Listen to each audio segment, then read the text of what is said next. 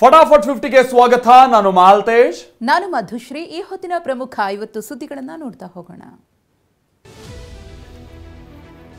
ಬೀದರ್ನಲ್ಲಿ ಆತ್ಮಹತ್ಯೆ ಮಾಡಿಕೊಂಡಿರುವ ಗುತ್ತಿಗೆದಾರ ಸಚಿನ್ ಪಾಂಚಾಳ ಪ್ರಕರಣವನ್ನು ಸಿಬಿಐಗೆ ನೀಡಲು ಆಗ್ರಹಿಸಲಾಗುತ್ತಿದೆ. ಈ ಬಗ್ಗೆ ಟ್ವೀಟ್ ಮಾಡಿರುವ ಬಿಜೆಪಿ ರಾಜ್ಯ ಅಧ್ಯಕ್ಷ ವಿಜಯೇಂದ್ರ ಪ್ರಕರಣವನ್ನು ಸಿಬಿಐಗೆ ಕೊಡುವಂತೆ ರಾಜ್ಯ ಸರ್ಕಾರಕ್ಕೆ ಆಗ್ರಹಿಸಿದ್ದಾರೆ.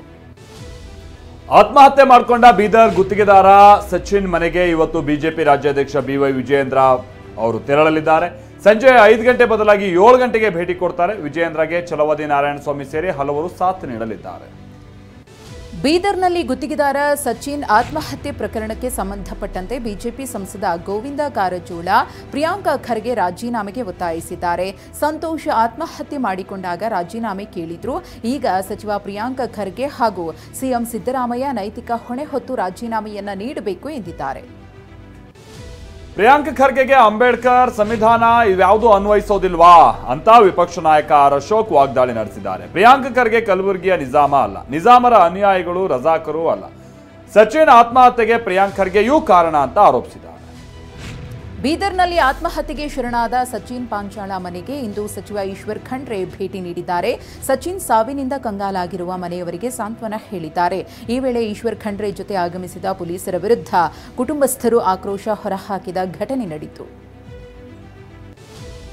ಬೀದರ್ನಲ್ಲಿ ಗುತ್ತಿಗೆದಾರ ಸಚಿನ್ ಪಾಂಚಾಳ್ ಆತ್ಮಹತ್ಯೆ ಪ್ರಕರಣಕ್ಕೆ ಸಂಬಂಧಪಟ್ಟ ಹಾಗೆ ಬಿಜೆಪಿ ನಾಯಕರು ಸಚಿವ ಪ್ರಿಯಾಂಕ ಖರ್ಗೆ ರಾಜೀನಾಮೆಗೆ ಒತ್ತಾಯಿಸ್ತಾ ಇದ್ದಾರೆ. ಈ ಬಗ್ಗೆ ಬೆಂಗಳೂರಿನಲ್ಲಿ ಪ್ರತಿಕ್ರಿಯಿಸಿರುವ ಪ್ರಿಯಾಂಕ ಖರ್ಗೆ ಬಿಜೆಪಿಯವರು ಹೇಳಿದ ಕೂಡಲೇ ಯಾಕೆ ರಾಜೀನಾಮೆ ಕೊಡಬೇಕು, ಸಾಕ್ಷಿ ಕೊಡಬೇಕಲ್ವಾ ಅಂತ ಪ್ರಶ್ನಿಸಿದ್ದಾರೆ. ಬಿಜೆಪಿಗರು ಹೆಣ ಬಿದ್ದಾಗ ರಾಜಕೀಯ ಮಾಡುವುದನ್ನು ಬಿಡಬೇಕೆಂದು ತನ್ನ ರಾಜೀನಾಮೆ ಕೇಳ್ತಾ ಇರುವ ಬಿಜೆಪಿಗರ ವಿರುದ್ಧ ಪ್ರಿಯಾಂಕ ಖರ್ಗೆ ವಾಗ್ದಾಳಿ ನಡೆಸಿದ್ದಾರೆ. ಬಿಜೆಪಿಯವರು ಸತ್ಯ ಶೋಧನೆ ಅಂತ ಎಲ್ಲೆಡೆ ಓಡಾಡ್ತಿದ್ದಾರೆ. ಬಿಜೆಪಿಯವರು ಇಂಡಿಪೆಂಡೆಂಟ್ ತನಿಖೆ ಸಂಸ್ಥೆ ಮಾಡ್ತಿದ್ದಾರಾ ಅಂತ ಪ್ರಶ್ನಿಸಿದ್ದಾರೆ. ಪ್ರಿಯಾಂಕ ಖರ್ಗೆ ಐಟಿ ಇಡಿ ಅವರನ್ನ ಬಿಟ್ಟರು ನಾನು ಹೆದರಲ್ಲ ಅಂತ ಕಿಡಿಕಾರಿದ್ದಾರೆ. ಆತ್ಮಹತ್ಯೆ ಮಾಡಿಕೊಂಡ ಸಚಿನ್ ಪಾಂಚಾಳ್ ಮನೆಗೆ ಬಿಜೆಪಿಯ ನಿಯೋಗ ಭೇಟಿ ಕೊಟ್ಟಿರುವ ವಿಚಾರವಾಗಿ ಸಚಿವ ಪ್ರಿಯಾಂಕ ಖರ್ಗೆ ಕೆಂಡ ಕಾರಿದ್ದಾರೆ. ಬಿಜೆಪಿಯ ನಿಯೋಗ ಹೋಗಬೇಕಾಗಿರೋದು ಮುನ್ರತ್ನ ಅವರ ಮನೆಗೆ ಅಂತ ತಿರುಗೇಟನ್ನ ಕೊಟ್ಟಿದ್ದಾರೆ. HIV ಇಂಜೆಕ್ಷನ್ ಅನ್ನ ಚುಚ್ಚೋದಕ್ಕೆ ಹೋಗಿದ್ರಲ್ಲ, ಅದಕ್ಕಾಗಿ ಮುನ್ರತ್ನ ಮನೆಗೆ ಹೋಗಬೇಕು ಅಂತ ವಾಗ್ದಾಳಿ ನಡೆಸಿದ್ದಾರೆ. ನಮ್ಮದು ಯತ್ನಾಳ್ ಬಣವಲ್ಲ, ಒಂದೇ ಬಣ ಅಂತ ಬಿಜೆಪಿ ಬಣ ಅಂತ ಶಾಸಕ ರಮೇಶ್ ಜಾರಕಿಹೊಳಿ ಹೇಳಿದ್ದಾರೆ. 4ನೇ ತಾರೀಕು ಬಳ್ಳಾರಿಯ ಕಂಪ್ಲಿಯಲ್ಲಿ ಸಮಾವೇಶ ಮಾಡಿದ್ದೇವೆ. 6ನೇ ತಾರೀಕು ಕೂಡ ಹೋರಾಟ ನಡೆಯಲಿದೆ. ವಿಜಯೇಂದ್ರನೂ ಬರಲಿ, ಆನಂದ್ ಸಿಂಗ್ ಕೂಡ ಬರಬಹುದು ಎಂದಿದ್ದಾರೆ. ರಾಜ್ಯ ಮಾಹಿತಿ ಸೌಧಕ್ಕೆ ಮನಮೋಹನ್ ಸಿಂಗ್ ಹೆಸರಿಡುವಂತೆ ಸಿಎಂ ಸಿದ್ದರಾಮಯ್ಯ ಡಿಸಿಎಂ ಡಿಕೆಗೆ ಪತ್ರ ಬರೆದು ಆಗ್ರಹಿಸಲಾಗಿದೆ. ಮಾಹಿತಿ ಹಕ್ಕು ಅಧಿನಿಯಮ 2005 ಮನಮೋಹನ್ ಸಿಂಗ್ ಅವರು ಜಾರಿಗೆ ತಂದಿದ್ರು. ಹೀಗಾಗಿ ರಾಜ್ಯ ಮಾಹಿತಿ ಸೌಧಕ್ಕೆ ಮರುನಾಮಕರಣ ಮಾಡಿ ಅಂತ ನೈಜ ಹೋರಾಟಗಾರರ ವೇದಿಕೆ ಆಗ್ರಹಿಸಿದೆ. ಮಾಜಿ ಸಂಸದ ಡಿಕೆ ಸುರೇಶ್ ಸಹೋದರಿ ಅಂತ ಹೇಳಿಕೊಂಡು ವಾರಾಹಿ ಜ್ಯುವೆಲರಿ ಮಾಲಕಿ ವನಿತಾಗೆ ವಂಚಿಸಿದ್ದ ಐಶ್ವರ್ಯ ಗೌಡ ಮತ್ತು ಪತಿ ಹರೀಶ್ನನ್ನ ಚಂದ್ರ ಲೇಔಟ್ ಠಾಣೆ ಪೊಲೀಸರು ಬಂಧಿಸಿದ್ರು. ಕೋರ್ಟ್ ಆರೋಪಿಗಳಿಗೆ 14 ದಿನ ನ್ಯಾಯಾಂಗ ಬಂಧನ ವಿಧಿಸಿತ್ತು. ಪರಪ್ಪನ ಅಗ್ರಹಾರ ಜೈಲಿಗೆ ಶಿಫ್ಟ್ ಮಾಡಲಾಗಿದೆ. ಗೋಲ್ಡ್ ವಂಚನೆ ಕೇಸ್ನಲ್ಲಿ ಪರಪ್ಪನ ಅಗ್ರಹಾರ ಜೈಲು ಪಾಲಾಗಿರುವ ಐಶ್ವರ್ಯ ಗೌಡ ವಿರುದ್ಧ ಮತ್ತೊಂದು ವಂಚನೆಯ ಆರೋಪ ಕೇಳಿಬಂದಿದೆ. ಕಾಸ್ಮೆಟಿಕ್ ಸರ್ಜರಿ ಮಾಡಿಸೋದಕ್ಕೆ ಬಂದಂತ ಸಂದರ್ಭದಲ್ಲಿ ಪರಿಚಯ ಆಗಿದ್ದ ವೈದ್ಯರಿಗೆ ಬರೋಬ್ಬರಿ 6 ಕೋಟಿ 2 ಲಕ್ಷ ರೂಪಾಯಿ ವಂಚಿಸಿದ್ದಾಳೆ ಅನ್ನೋ ಆರೋಪ ಕೇಳಿಬಂದಿದೆ. ಐಷಾರಾಮಿ ಕಾರಿನ ಆಸೆ ತೋರಿಸಿ ಪಂಗನಾಮ ಹಾಕಿದ್ದಾಳೆ ಅನ್ನೋ ಆರೋಪ ಕೇಳಿಬಂದಿದೆ. ಚಿನ್ನ ವಂಚನೆ ಕೇಸ್ನಲ್ಲಿ ಅರೆಸ್ಟ್ ಆಗಿರುವ ಐಶ್ವರ್ಯ ಡಿಕೆ ಸುರೇಶ್ ವಾಯ್ಸ್ನಲ್ಲಿ ಡೀಲ್ ಕೂಡ ನಡೆಸಿರುವುದು ಬೆಳಕಿಗೆ ಬಂದಿದೆ. ನಟ ಧರ್ಮನನ್ನ ಬಳಸಿಕೊಂಡು ಇತರರಿಗೂ ಮಾತನಾಡಿಸಿರುವ ಐಶ್ವರ್ಯ ಗೌಡ ಶ್ರೇಯಸ್ ಎಂಬಾತನ ಜೊತೆ 3 ಕೋಟಿ ಕೇಳಿರುವ ಆಡಿಯೋ TV9ಗೆ ಲಭ್ಯವಾಗಿದೆ.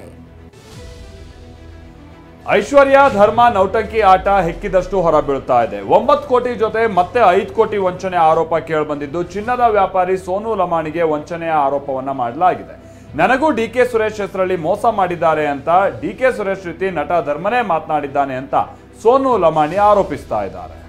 ವರ್ತೂರು ಪ್ರಕಾಶ್ ಆಪ್ತೆ ಶ್ವೇತಾ ಗೌಡ ವಿರುದ್ಧ ಮತ್ತೊಂದು ಕೇಸ್ ದಾಖಲಾಗಿದೆ. ಶಿವಮೊಗ್ಗದ ಜ್ಯುವೆಲರಿ ಶಾಪ್ ಮಾಲೀಕ ಬಾಲರಾಜ್ ಸೇಠ್ಗೆ 20 ಲಕ್ಷಕ್ಕೂ ಹೆಚ್ಚು ಚಿನ್ನ ವಂಚನೆ ಮಾಡಿರುವ ಆರೋಪ ಕೇಳಿಬಂತೆ.